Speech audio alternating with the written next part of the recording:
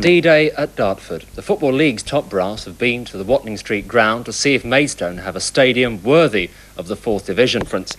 But this week, there have been worrying reports that their ground share scheme with Dartford might not be acceptable.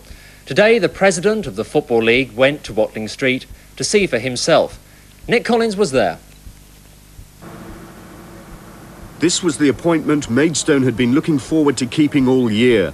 A visit by Football League officials, led by Jack Dunnett, the president, to check on the suitability of the Vauxhall Conference champions Watling Street ground at Dartford for the rigours of 4th Division football next season.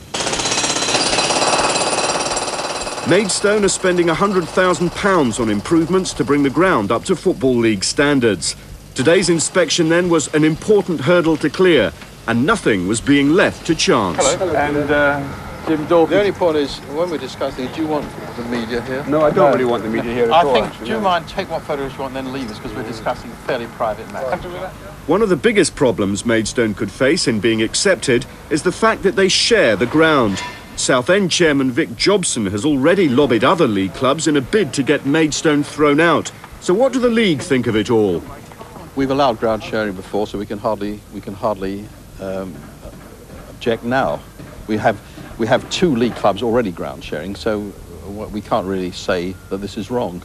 When do you think the league will make a final decision? The league will make a final decision on the 2nd of June.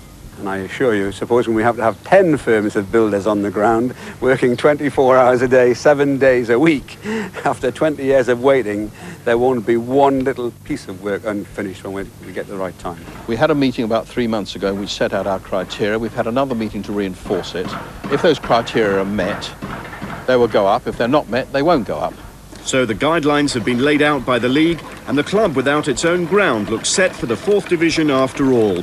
Nick Collins, Coast to Coast.